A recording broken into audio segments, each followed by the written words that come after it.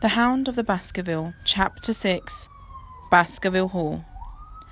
Sir Henry Baskerville and Dr. Mortimer have been prepared upon the appointed day, and when we commenced as organised for Devonshire, Mr. Sherlock Holmes drove with me to the station and gave me his remaining parting injunctions and advice.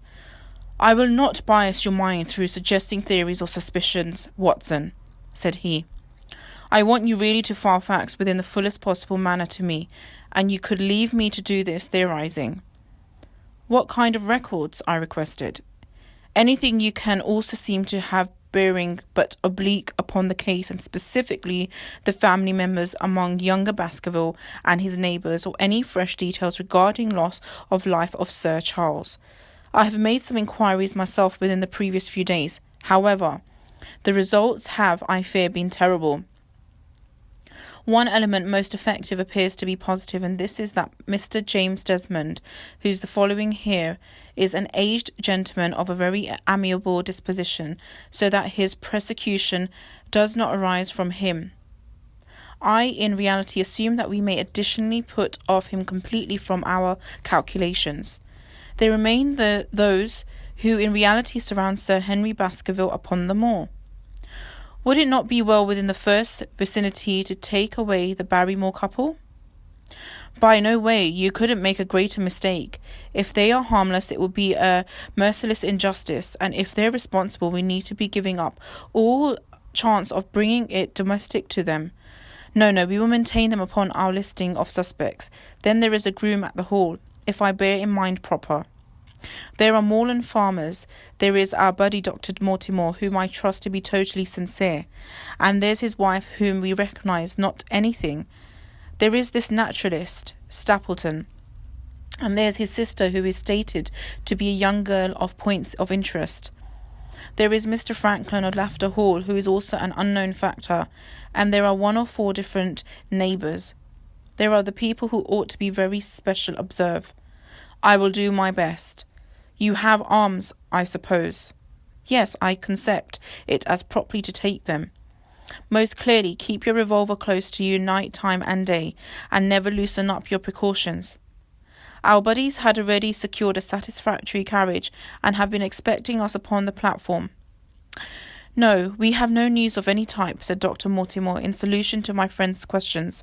I can swear to at least one thing, and that is that we've got no longer been shadowed during the last 2 days. We have in no way gone out without maintaining a sharp watch, and no one ought to have escaped our note. You have always kept together, I presume. Except the day prior to this afternoon, I commonly give up sooner or later to pure amusement when I come to the city. So I spent it at the Museum of the College of Surgeons. And I went to examine the people in the park, said Baskerville. But we have no problem of any kind. It turned into an imprudent of all the same, stated Holmes, shaking his head and searching very grave. I beg, Sir Henry, that you may no longer cross approximately alone. Some extremely good misfortune will befall you in case you do. Did you get your different boot? No, sir, it is long past all the time. Indeed, that could be very interesting. Well, goodbye. He delivered as the train started out to drift down the platform. Bear in thoughts, Sir Henry, one of the phrases in the queer old legend which Dr. Mortimer has studied to us, and keep away from the moor in those hours of darkness when the powers of evil are exhaled. I looked lower back on the platform whilst we had left it a long way in the back, and noticed that tall, austere appearance of Holmes standing motionless and watching after us.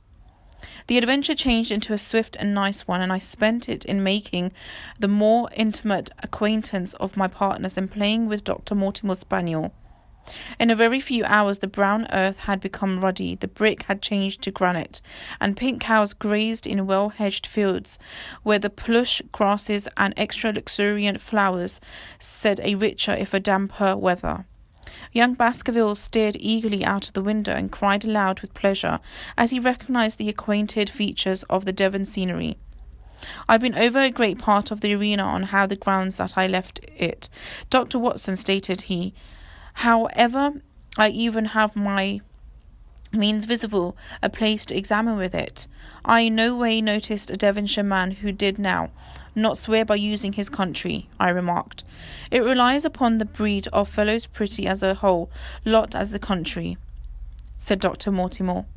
A glance at our pal here, famous the rounded head of the Celt, which contains inner in the Celtic enthusiasm and strength of attachment.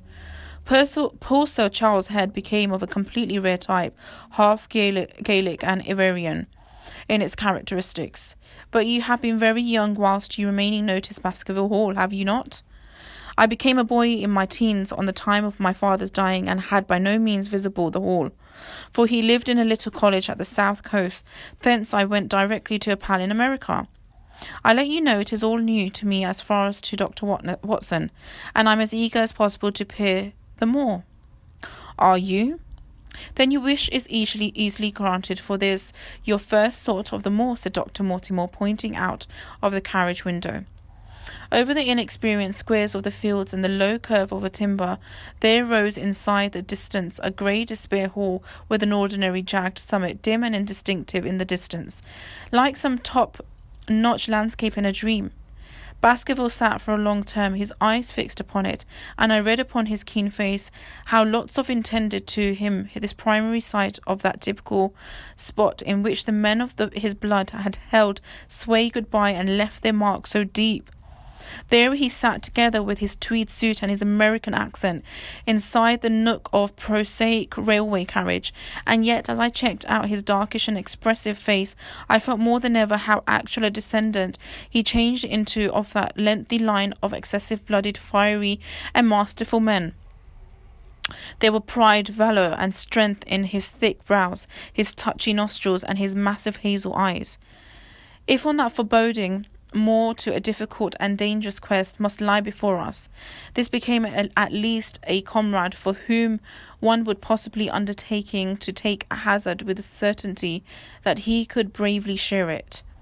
The train pulled up at a small wayside station, and all of us descended. Outside, beyond the low white fence, with a pair of cobs changing into waiting, our coming was certainly a notable event, for station master and porters clustered spherically us to perform our luggage. It became a candy, simple United States spot, but I became surprised to take a look at that by of the gates there stood, solidarily, guys in darkish uniforms who leaned upon their quick rifles and glanced keenly at us as we passed. The coachman, a difficult-faced, gnarled little fellow, saluted Sir Henry Baskerville, and in a few minutes we have been flying rapidly down the wide white avenue. Rolling pasture lands curved upwards on either face. Folks, an antique gabled house peeped out from amid the thick, inexperienced foliage. But in the back of the non-violent and sunlit geographical region, there rose ever darkish against the night sky the lengthy gloomy curve of the moor, broken by means of the jagged and sinister hills. The wagonette swung spherical right into a facet avenue, and we curved upward through deep lanes worn by means of centuries of wheels. High banks on both sides, heavy with dripping moss and fleshy hart's-tongue ferns. Bronzing bracken and mottled bramble gleamed within the mild of the sinking solar, still regularly growing, with exceeded over a narrow granite bridge and skirted a loud stream which gushed swiftly down, foaming and roaring amid the grey boulders. Both road and stream wound up through a valley dense with scrub or right round fair. At every flip, Baskerville gave an exclamation of delight, searching eagerly about him and asking endless questions. To his eyes all seemed stunning, but to me a ting of melancholy lay upon the countryside which bore so certainly the mark of the waning year. Yellow leaves carpeted the lanes and fluttered down upon us as we handed. The rattle of our wheels died away as we drove via drifts of rotting flowers, unhappy gifts because it seemed to me for nature to throw before the carriage of the returning heir of the Baskervilles. "Hola!" cried Dr. Mortimer. "What's this?" A step curve of heath-clad land, an outlying spur of the moor, lay in front of us. On the summit, difficult and clear, like an equestrian statue upon its pedestal, became a set-up soldier, dark and stern, his rifle poised ready over his forearm. He changed into watching the road along which we travelled. "What is this, Perkins?" asked Dr. Mortimer. Our driving force half turned in his seat. "There's a convict escaped from Princetown, sir. He's been out 3 days now, and the warders watch each street and each station, but they've had no sight of him. But the farmers about right here don't like it, sir, and that's a fact. Well, I understand that they get 5 kilos if they can deliver data." "Yes, sir. However, the risk of 5 kilos is, however, a poor issue compared to the chance of getting your throat reduced. You see, it isn't like any ordinary convict. There is a person that would stick at not anything." "Who is he, then?" "It is Selden, the Notting Hill assassin." I remember the case well, for it became one wherein Holmes had taken a hobby, and on account of the extraordinary ferocity of the crime, and the wanton brutality which had marked all the moves of the murderer, the commutation of his life sentence had become of some doubts, as his entire sanity, so atrocious, turned into his conduct. Our wagonette had topped a rise in the front. Folks rose the big expanse of the moor, mottled with gnarled and craggy canes and tors. A cold wind swept down from it and set us shivering somewhere there. On the desolate, undeniable became lurking, and the fiendish guy hiding in a burrow like a wild beast, his heart complete of malignancy towards the entire race which had forged him out. It needed, however, this to finish the awful suggestiveness of the barren waste, the chilling wind, and the darkling sky. Even Baskerville fell silent and pulled his overcoat more carefully around him. We had left the fertile United States at the back of and under us. We regarded lower back on it now, the slanting rays of a low solar turning the streams to threads of gold and glowing up at the purple earth new turned with the aid of the plough and the large tangle of the woodlands. The road in the front people grew bleaker and wilder over massive russet and olive slopes sprinkled with giant boulders. Now after which we surpassed a moorland cottage walled and roofed with stone, without a creeper to break its harsh outline. Suddenly we looked down right into a cup-like despair, patched with stunted oak and firs, which had been twisted and bent through the fury of years of typhoon. 2 excessive narrow towers rose over the timber. The driver pointed with his whip. "Baskerville Hall," stated he. Its master had risen and was staring with flushed cheeks and shining eyes. A couple of minutes later we had reached the lodge gates, a maze of tremendous trickery in wrought iron, with weather-bitten pillars on both sides blotched with lynchings and surmounted by users the boar's heads of the Baskervilles. The motel became a damage of black granite and bared ribs of rafters. However, dealing with it changed into a brand new half of constructed, the first fruits of Sir Charles' South African gold. Through the gateway we handed into the street, wherein the wheels had been again hushed, and amid the leaves and the antique trees shot their branches in a sombre tunnel over the heads. Baskerville shrugged as he regarded up the long, darkish pressure to wherein the residence glimmered like a ghost of the father quit. "Was it right here?" he requested in a low voice. No, the yew alley is on the other aspect." The younger inheritor glanced round with a depressing face. It's no wonder my uncle felt as though hassle had been approaching him in such a place as this, stated he. "It's enough to scare any guy. I'll ask a row of electrical lamps up here in of 6 months, and also you won't realise it once more. With 1,000 candle strength, Swan and Edison proper right here in front of the hall door." The avenue opened into a wide expanse of turf, and the residence lay earlier than us. In the fading light I should see that the centre turned into a heavy block of constructing, from which a porch projected. The front changed into draped in ivy, which a patch clipped naked right here and there, wherein a window or a coat of fingers broke via the dark veil. From this significant block rose the twin towers, historic, crenellated and pierced with many loopholes to proper and left of the turrets, and being extra present day wings of black granite. A stupid mile shone via heavy maligned home windows, and from the high chimneys which rose from the steep high angled roof there sprang a single black column of smoke. "Welcome, Sir Henry, welcome to Baskerville Hall." A tall man had stepped from the shadow of porch to open the door of the wagonette. The determined of female changed into solitude in opposition in the yellow mould of the corridor. She got it out and helped the person handing down our luggage. "You don't mind my riding straight domestic, Sir Henry?" said Dr. Mortimer. "My wife is looking ahead to me." "Surely you will stay and feature some dinner?" "No, I should move. I shall probably discover a few paintings awaiting me. I could live to reveal you over the residence. However, Barrymore might be a better manual than I.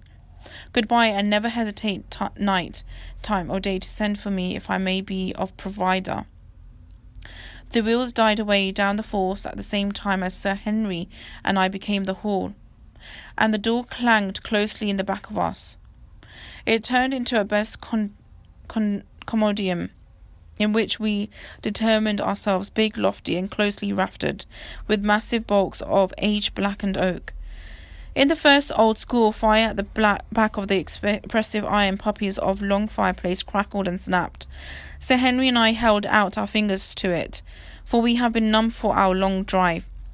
Then we gazed spherical us at the excessive skinny window of the old stained glass, the all-right panelling, the staged heads, the coats of fingers upon the partitions, all dim and sombre in the subdued light of the valuable lamp.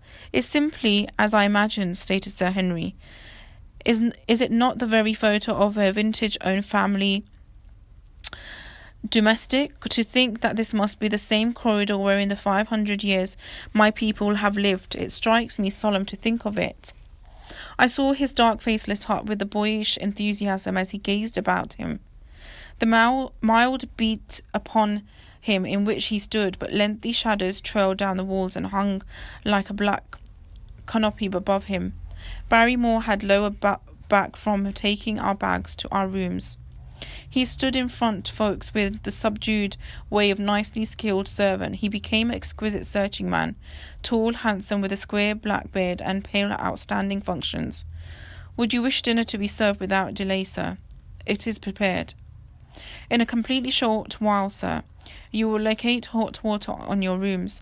My spouse and I may be glad, Sir Henry, to live with you till you have made your sparkling preparations. However, you will remember the fact that under the brand new conditions this house will require a great group of workers." What new situations?" "I only intended, sir, that Sir Charles led a very retired life, and we have been able to appearance after his needs. You could obviously wish to have extra organisation, and so that you will want adjustments on your household." "Do you mean that your wife and you wish to go away?" "Only when it's miles quite handy to you, sir. But your family were with us for numerous generations, have they not? And I need to be sorry to begin my life right now, here via breaking an vintage own family connection." I appeared to figure some signs of symptoms of emotion upon the butler's white face. "I sense that also, sir, and so does my spouse. But to tell you the truth, we were each very tons connected to Sir Charles, and his demise gave us a surprise and made those surroundings very painful to us. I fear that we will never once more be easy in our minds at Baskerville Hall. But what do you want to do?" "I don't have any doubt, sir, that we will achieve setting up ourselves in some commercial enterprise. Sir Charles' generosity has given us the approach to do so. And now, sir, perhaps I had excellent display for you and your rooms."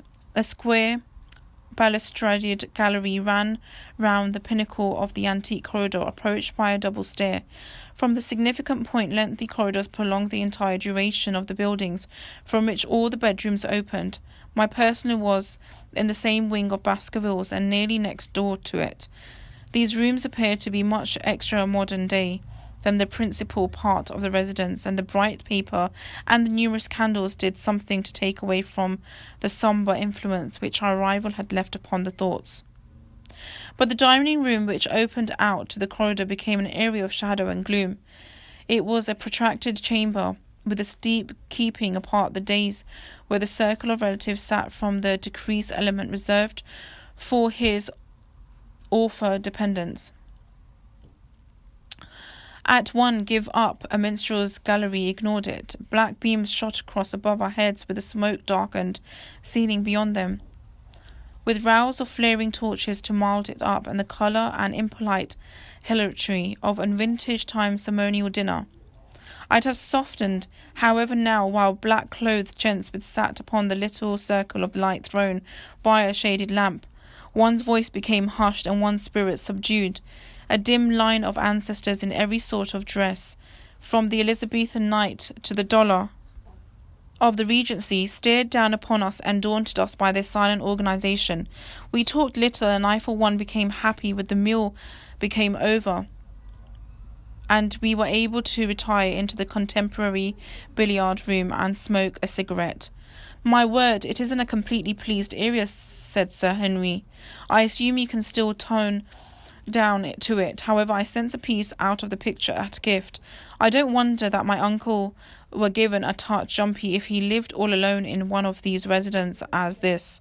However, if it fits you, we are able to retire early tonight, and possibly matters may additionally seem extra cheerful inside the morning." I drew aside my curtains earlier. Then I went to the mattress and steamed out from my window.